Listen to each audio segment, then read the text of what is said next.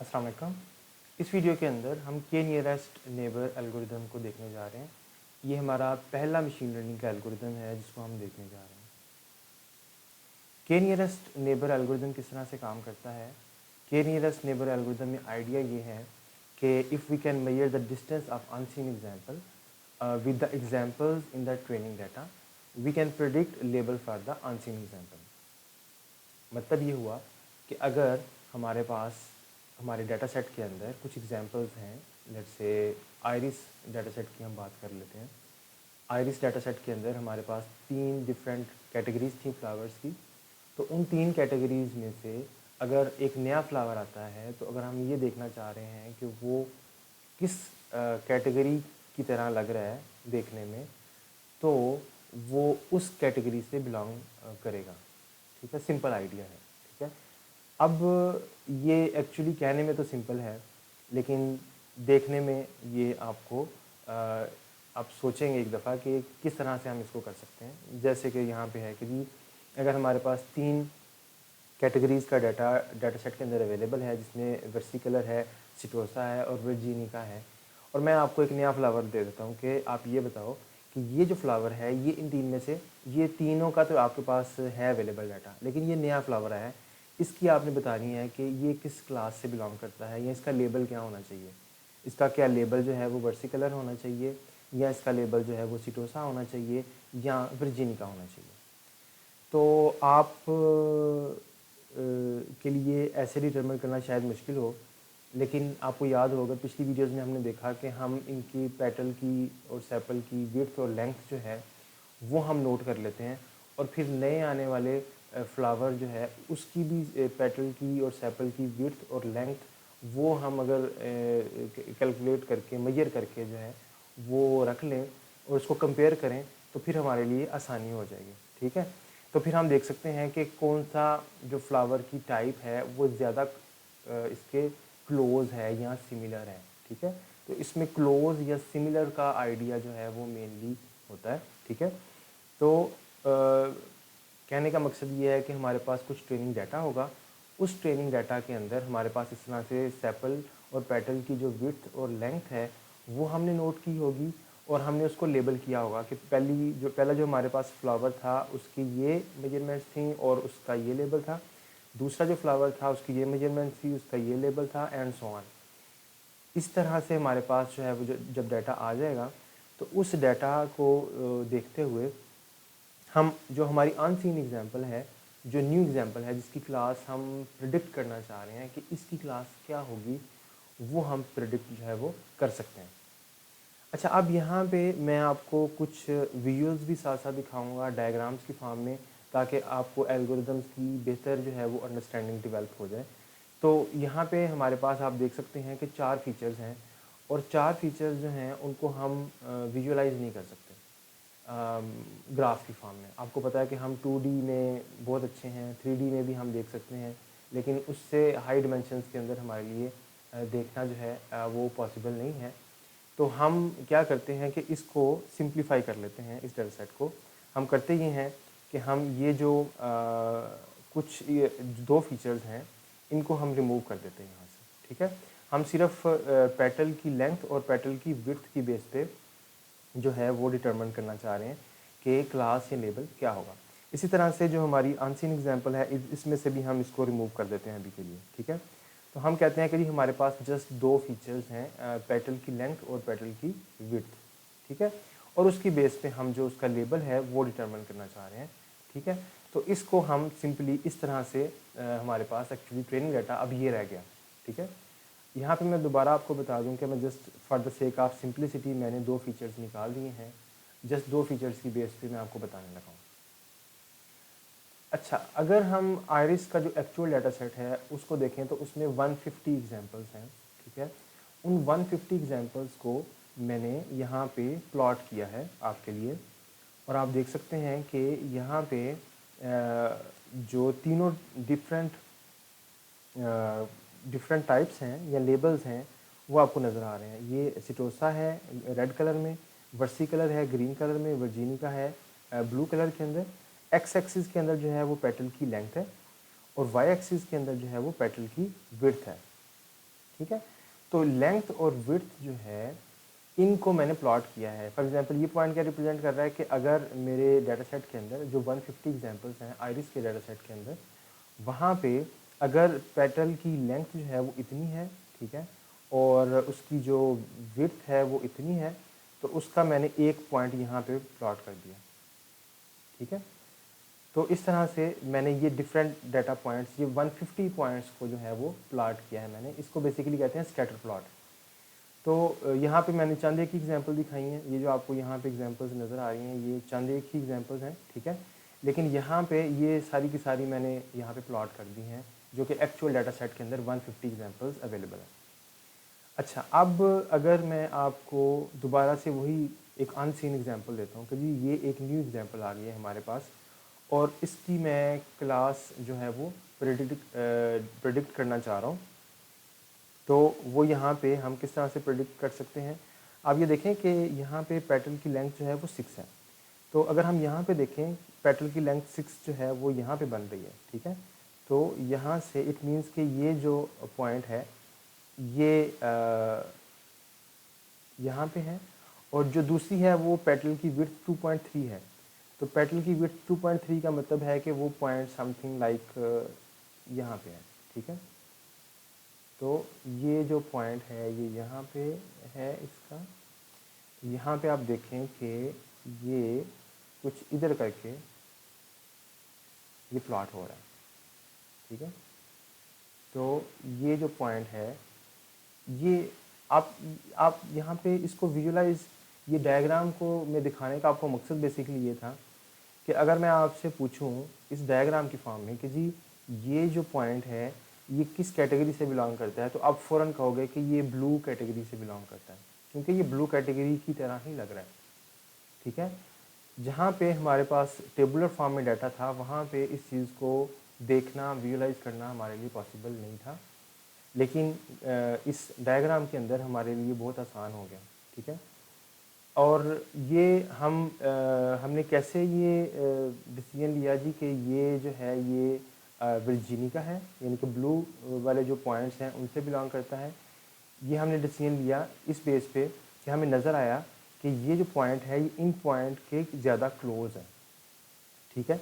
तो यहाँ हम ये कह लें कि ये पॉइंट जो है ये इन पॉइंट्स के ज़्यादा सिमिलर है निस्बतन ग्रीन वाले पॉइंट्स के या रेड वाले पॉइंट्स के, ठीक है। तो ये बेसिकली आइडिया है जिस बेस पे के नियरेस्ट नेबर एल्गोरिदम जो है वो काम करता है। के नियरेस्ट नेबर एल्गोरिदम जो है वो ये देखता है कि उसके जो के नियरेस्ट नेबर्स हैं, लेट्स से 2, 3, 4 जितने भी हम के की वैल्यू सेट कर लेते हैं, वो अपने अराउंड उतने नेबर्स को देखता है और उन नेबर्स की बेस पे वो डिसाइड करता है कि ये जो न्यू पॉइंट है इसकी जो क्लास है या इसका लेबल जो है वो क्या होगा, ठीक है। अच्छा, तो इसमें जो है यहाँ पे कुछ टर्मिनोलॉजी मैं न्यू इंट्रोड्यूस करवा रहा हूँ जो कि हम डिफरेंट एल्गोरिदम्स में बार बार देखेंगे। इसके कुछ जो हैं वो हाइपर पैरामीटर्स हैं, ठीक है। तो यहाँ पे मैं बता देता हूँ वो हाइपर पैरामीटर्स। इसके हाइपर पैरामीटर्स जो हैं वो क्या क्या हैं। इसके हाइपर पैरामीटर्स में पहले नंबर पे इसका जो हाइपर पैरामीटर है वो के है, ठीक है। के बेसिकली ये बताता है कि कितने नेबर्स को ये एल्गोरिदम जो है ये देखेगा। और सेकंड जो है वो इसका डिस्टेंस मेजर है, ठीक है। डिस्टेंस मेजर जो है वो ये देखेगा कि कौन से जो एग्जिस्टिंग एग्जांपल्स हैं उनके ये न्यू आने वाली एग्जांपल जो है वो क्लोज है, ठीक है। हाइपर पैरामीटर्स क्या होते हैं? हाइपर पैरामीटर्स ऐसे पैरामीटर्स होते हैं जो कि हम खुद किसी एल्गोरिदम को जब ट्रेनिंग स्टार्ट करवाते हैं तो उससे पहले हम खुद उन पैरामीटर्स की वैल्यू जो है वो सेट करते हैं। इनको हम हाइपर पैरामीटर्स कहते हैं, ठीक है। तो KNN जो एल्गोरिदम है उसके 2 हाइपर पैरामीटर्स हैं, ठीक है। और यहाँ पे मैं स्पेसिफिकली जिक्र कर रहा हूँ यहाँ पे के नेबर्स एल्गोरिदम फॉर क्लासिफिकेशन, ठीक है। क्लासिफिकेशन के अंदर क्या होता है? क्लासिफिकेशन के अंदर हमारे पास मल्टीपल क्लासेस होती हैं जिनको हम प्रिडिक्ट करना चाह रहे हैं, और जब हम डिटरमिन कर लेते हैं कि जी एक फॉर एग्जांपल अगर हम दो नेबर्स की बेस पे देख रहे हैं, तो यहाँ पे अगर हम हमारा पॉइंट लेट से यहाँ पे है, तो हम दो नेबर्स की बेस पे अगर हम देखते हैं, तो यहाँ पे आप देखें कि हमारे पास ये एक पॉइंट है, देन ये दूसरा पॉइंट है, ठीक है, ये एक पॉइंट है। लेट्स से ये तीनों पॉइंट जो हैं वो सेम डिस्टेंस पे हैं और तीन नेबर्स हम देख रहे हैं। तो यहाँ पे कॉन्सेप्ट आ जाता है मेजॉरिटी वोटिंग का, ठीक है, मेजॉरिटी वोटिंग। मेजॉरिटी वोटिंग क्या कहता है कि अगर हम तीन नेबर्स को देख रहे हैं, लेट्स से यहाँ पे के की वैल्यू हमने 3 रखी है, तो तीन में से कितने जो मैक्सिमम जो है मेजॉरिटी जो है वो कौन सी क्लास है, क्या वो ग्रीन वाली है या ब्लू वाली है, ठीक है। तो इसमें आपको नज़र आ रहा है कि ग्रीन वाली जो है वो मैक्सिमम है, ठीक है। तो इसमें मेजॉरिटी वोटिंग का कॉन्सेप्ट आ जाता है। इसमें तीसरी चीज़ जो मैं आपको यहाँ पे बताना चाह रहा हूँ वो ये है, पहला मैंने आपको हाइपर पैरामीटर्स का बता दिया, दूसरा मेजॉरिटी वोटिंग का बता दिया, तीसरा आपको बता दिया कि जो इसमें हमने के की वैल्यू है वो के शुड नॉट बी मल्टीपल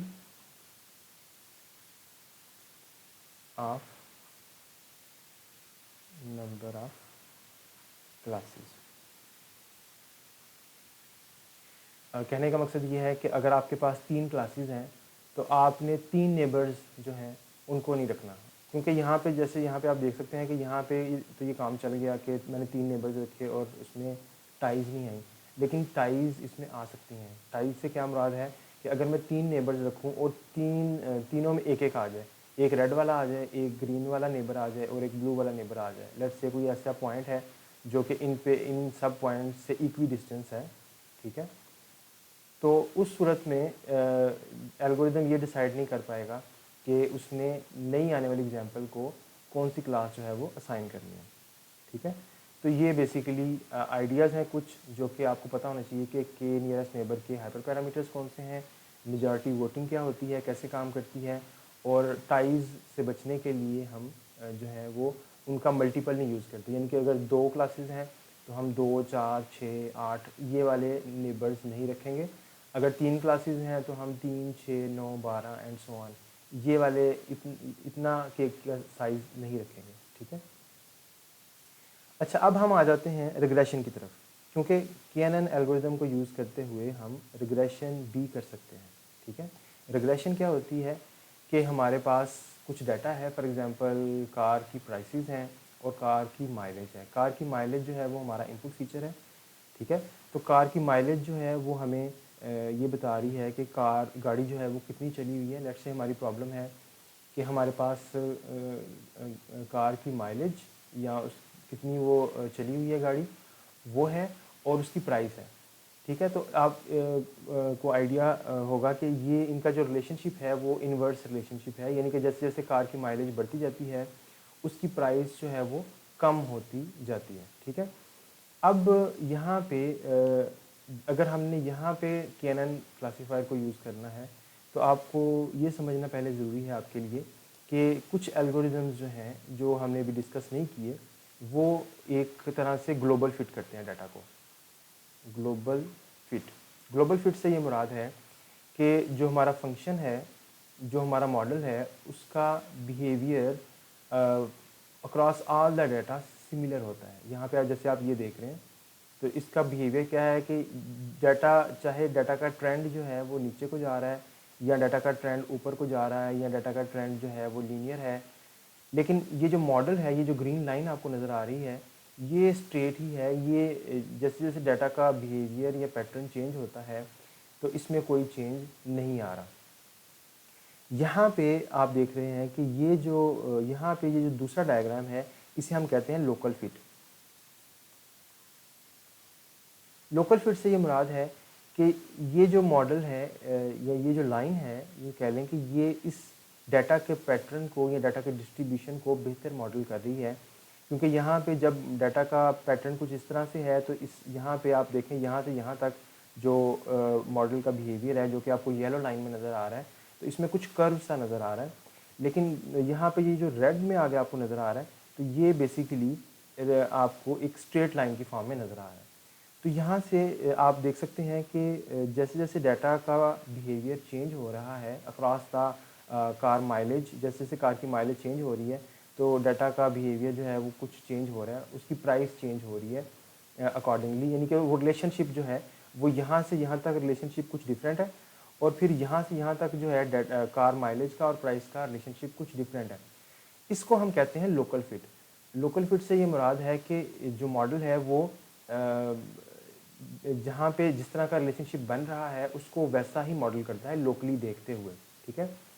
जो केनन एल्गोरिदम है फॉर रिग्रेशन वो जो है वो लोकल फिट करता है, ठीक है। जैसे मैंने आपको बताया था कि नॉन पैरामीट्रिक मॉडल जो हैं वो ज़्यादा फ्लेक्सिबल होते हैं, उसमें के नियरेस्ट नेबर है, तो के नियरेस्ट नेबर जो है वो नॉन पैरामीट्रिक मॉडल है और ये लोकल फिट करता है, ये काफ़ी फ्लेक्सिबल होता है और ये डाटा को इस तरह से मॉडल जो है वो करता है, ठीक है। तो आप इसको रिग्रेशन के लिए किस तरह से यूज़ कर सकते हैं? रिग्रेशन के लिए आप इसको इस तरह से यूज़ कर सकते हैं कि अगर आपके पास एक न्यू अनसीन एग्जांपल आती है, लेट्स से 100,000 वो जो है वो गाड़ी चली हुई है, ठीक है। तो आप उसकी बेस पे या यहाँ पे लेट्स से एक पॉइंट है, यहाँ पे मैं इसको एक्सप्लेन करने के लिए, यहाँ पे लेट्स से ये पॉइंट है और यहाँ पे अगर आप इसकी कार की माइलेज इतनी है और आप उसकी प्राइस जो है वो प्रेडिक्ट करना चाह रहे हैं तो बहुत आसान है। आप क्या करेंगे, आप यहाँ पे देखेंगे जी कि ये पॉइंट जो है ये कहाँ पे बन रहा है, ठीक है। और यहाँ पे आपने के की वैल्यू क्या रखी हुई है, लेट्स से मैंने के की वैल्यू रखी हुई है 3, ठीक है।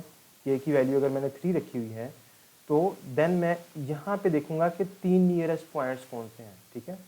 तो 3 नियरेस्ट पॉइंट्स जो हैं वो एक ये वाला पॉइंट है नियरेस्ट, एक ये वाला पॉइंट है और एक ये वाला पॉइंट है, ठीक है। अब इन तीनों पॉइंट्स की एवरेज मैं ले लूँगा, ठीक है। जब हम के नियरेस्ट नेबर को यूज़ करते हैं क्लासिफिकेशन के लिए तो वहाँ पे हम मेजॉरिटी वोटिंग करते हैं, और जब केनन एल्गोरिदम को हम रिग्रेशन के लिए यूज़ करते हैं तो वहाँ पे हम एवरेज ले लेते हैं। तो हम क्या करेंगे कि हम एवरेज ले लेंगे तीनों नंबर्स की, क्योंकि हमने के की वैल्यू 3 रखी हुई है, तो उन 3 नंबर्स की एवरेज की बेस पे हम इस न्यू आने वाले एग्जाम्पल की प्राइस जो है वो प्रेडिक्ट कर देंगे, ठीक है।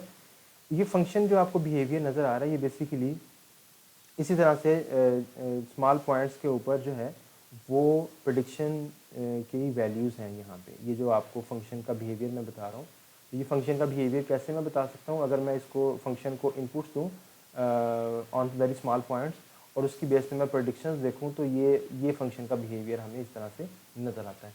तो ये बेसिकली आइडिया है KNN को आप किस तरह से क्लासिफिकेशन और किस तरह से रिग्रेशन के लिए जो है वो यूज़ कर सकते हैं। अच्छा, अब इसमें क्वेश्चन ये आता है जी कि इसको हम इसकी जो सिमिलैरिटी है डिफरेंट पॉइंट्स की वो हम किस तरह से देखेंगे, ठीक है। तो उसके लिए यूक्लिडियन डिस्टेंस हम जो है वो यूज़ कर सकते हैं। यूक्लिडियन डिस्टेंस आपने अपने बेसिक मैथमेटिक्स के अंदर कवर किया होगा कि हमने अगर दो पॉइंट्स के दरमियान जो है वो डिस्टेंस देखना है तो हम किस तरह से कंप्यूट कर सकते हैं। तो इसका सिंपल सा फार्मूला है जिसमें हम x2 - x1 का स्क्वायर ले लेते हैं अगर हमारे दो पॉइंट्स जो हैं, अगर हमारे दो ही फीचर्स हैं, ठीक है। यहाँ पे ये इंपॉर्टेंट है, अगर 3 फीचर्स होंगे तो क्या होगा, हम तीनों का डिफरेंस ले लेंगे, उसका स्क्वायर लेके उसका सम करके देन उसका अंडर रूट जो है वो ले लेंगे, ठीक है। इस तरह से हम जो है वो यूक्लिडियन डिस्टेंस को यूज़ करते हुए डिस्टेंस जो है वो कंप्यूट कर सकते हैं, ठीक है। यूक्लिडियन डिस्टेंस जो है ये एक यूँ कह लें कि मैनिफेस्टेशन है एक जनरल रूल की, जिसको कि हम मिन्कोव्स्की डिस्टेंस जो है वो कहते हैं।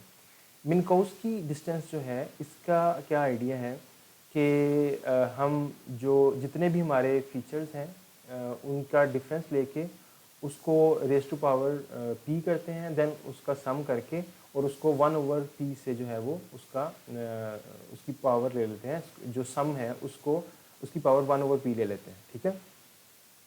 तो इसकी अगर हम p की वैल्यू जो है वो 1 रखते हैं तो वो मैनहट्टन डिस्टेंस बन जाता है, जैसे कि आप यहाँ पे देख सकते हैं, ठीक है।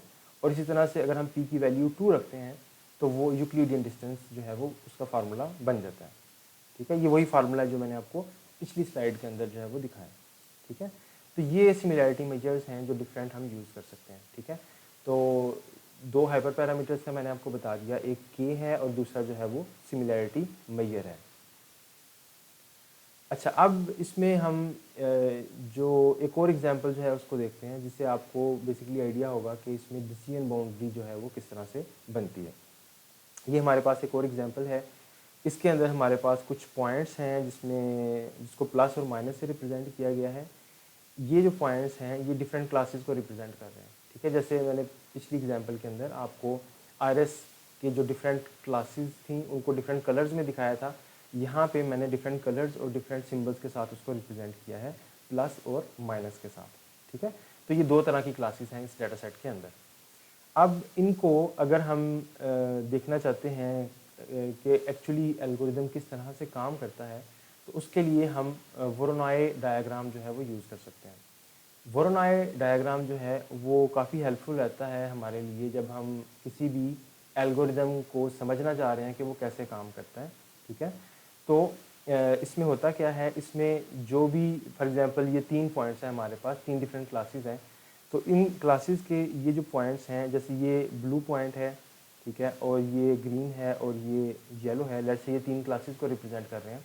तो वोरोनॉय डायग्राम के अंदर क्या होता है कि ये जो लाइन है इसका जितना डिस्टेंस इस पॉइंट से है उतना ही डिस्टेंस इस पॉइंट से है, ठीक है। ये हमारे पास डिफरेंट लाइब्रेरीज होती हैं जो ये हमें ऑटोमेटिकली ये जो है वो जनरेट करके दे सकती हैं वोरोनॉय डायग्राम्स, ठीक है। लेकिन इसको समझना ज़रूरी है क्योंकि हम इसको देखेंगे टाइम एंड अगेन, और ये किस तरह से इसको अंडरस्टैंड करना है ये इसलिए मैं आपको बता रहा हूँ। इसी तरह से ये जो ब्लू पॉइंट है ये इसकी ये बाउंड्री है, और देन ये येलो पॉइंट की बाउंड्री है, और इनका जो डिस्टेंस जहाँ पे इसका और इसका डिस्टेंस आके इक्वल हो जाता है वहाँ पे ये बाउंड्री बनी हुई है, ठीक है। इसी तरह से same is the case here, ठीक है। तो वोरोनॉय डायग्राम्स के अंदर क्या होता है, अगर हम जो पिछला मैंने अभी आपको डाटा सेट दिखाया है उसको मैं वोरोनॉय डायग्राम की फॉर्म में दिखाऊं तो वो कुछ इस तरह से बनता है, ठीक है। यानी कि हर पॉइंट की अपनी एक स्पेस है, ठीक है। उसके अंदर अंदर अगर कोई भी नया पॉइंट आएगा तो उसको वही लेबल असाइन हो जाएगा जो कि उस पॉइंट का है, ठीक है। यानी कि यहाँ पे अगर कोई पॉइंट आता है यहाँ पे तो इसको माइनस असाइन हो जाएगा। इसी तरह से अगर कोई पॉइंट यहाँ पे आता है तो उसको प्लस असाइन हो जाएगा, ठीक है। तो ये बेसिकली आइडिया है वोरोनॉय डायग्राम्स का। अब वोरोनॉय डायग्राम्स हमें जो है वो किस तरह से हेल्प करते हैं। अब यहाँ पे देखें कि हमारे पास दो क्लासेस हैं, माइनस और प्लस, ठीक है। तो यहाँ पे ये अगर इस तरफ आएगा कोई पॉइंट न्यू अनसीन एग्जांपल तो उसको प्लस असाइन होगा, अगर इस तरफ आएगा तो उसको माइनस असाइन होगा। तो यूँ कह लें कि ये जो एक तरह से ये जो लाइन बन रही है ये एक तरह से एक डिसीजन बाउंड्री है, ठीक है। इसी तरह से अगर यहाँ पे भी ऐसे ही है, ठीक है, यहाँ प्लस है यहाँ माइनस है, और फिर हम अगर आगे देखें तो ये इधर बन रहा है ये पॉइंट, देन ये इस तरह से बन रहा है, और फिर ये जो है इस तरह से बन रहा है, ठीक है। और इस तरह से आप देख सकते हैं कि ये माइनस वाले हैं सारे, और इधर भी ये माइनस वाले हैं इस तरह से, और ये इधर से ये माइनस वाले हैं, ठीक है। और ये सारे जो हैं ये इस तरह से ये बाउंड्री बन रही है। और यहाँ पे आप देख सकते हैं कि ये जो मैंने इसको सेपरेट कर दिया, और ये यहाँ पे भी है एक्चुअली। तो ये यहाँ पे जो भी पॉइंट आएगा नया, ठीक है, ये माइनस उसको क्लास असाइन होगी, ठीक है। यहाँ पे और ये, ठीक है, ये सारा जो है इसको माइनस असाइन होगा, ठीक है। इसको हम क्लियरली यहाँ पे देख सकते हैं कि हमारे पास जो माइनस वाले पॉइंट्स हैं वो किस बाउंड्री के अंदर आ रहे हैं, और जो प्लस वाले पॉइंट हैं वो किस बाउंड्री के अंदर आ रहे हैं, ठीक है। ये वोरोनॉय डायग्राम से आपको क्लियरली आइडिया हो रहा है कि कहाँ कहाँ पे हमारा अगर नया पॉइंट आएगा तो वो माइनस में जाएगा या उसको माइनस लेबल असाइन होगा, और कहाँ कहाँ पे जो पॉइंट है अगर वो आएगा तो उसको प्लस असाइन होगा, ठीक है। तो ये बेसिकली जो है ये जो एजेस होते हैं ये एक तरह से इसको हम डिसीजन बाउंड्री कहते हैं। डिसीजन बाउंड्री क्या होती है कि जहाँ पे हमारा डिसीजन जो है वो चेंज हो रहा है, ठीक है। जैसे कि ये सिंपल सी एग्जांपल है, यहाँ पे आप देख सकते हैं कि ये जो पॉइंट्स हैं हमारे ये 1 है सारे, ठीक है, फॉर एग्जांपल। और इधर जो है ये 0 है। तो ये जो रेड लाइन आपको नज़र आ रही है ये डिसीजन बाउंड्री कहलाती है, ठीक है। और डिफरेंट एल्गोरिदम्स के अंदर हम ये देखते हैं कि वो डिसीजन बाउंड्री कहाँ पे बन रही है, जिसकी बेस पे हमारा मॉडल जो है वो डिसीजन ले रहा है, ठीक है। ये डिसीजन बाउंड्री मैं अगर इस तरह से कहूँ कि इस एल्गोरिदम को, किसी भी एल्गोरिदम को समझने के लिए हम बड़े थोड़े से फीचर लेके सिंपल फॉर्म में उसको देख सकते हैं, उसको विजुलाइज कर सकते हैं।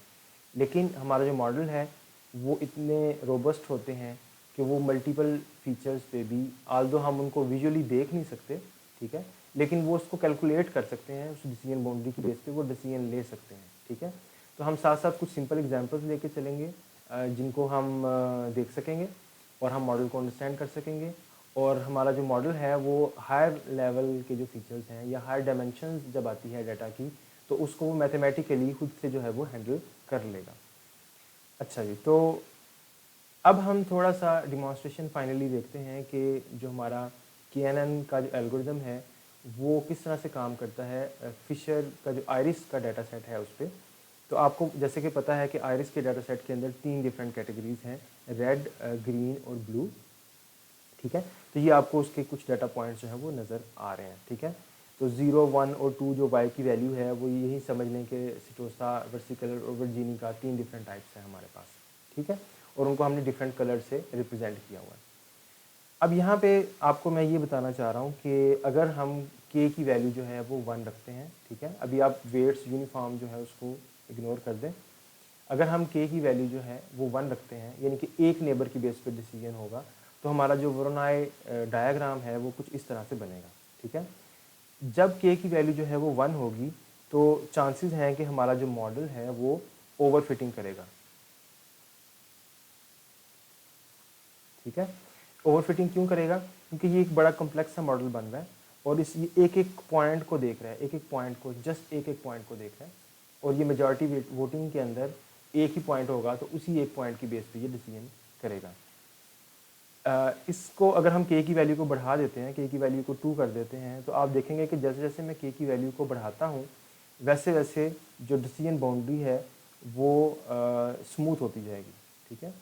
यहाँ पे देखें, यहाँ पे देखें, के की वैल्यू मैंने 10 सेट कर दी, के की वैल्यू जो है वो 20 सेट कर दी, ठीक है, के की वैल्यू मैंने 30 सेट कर दी।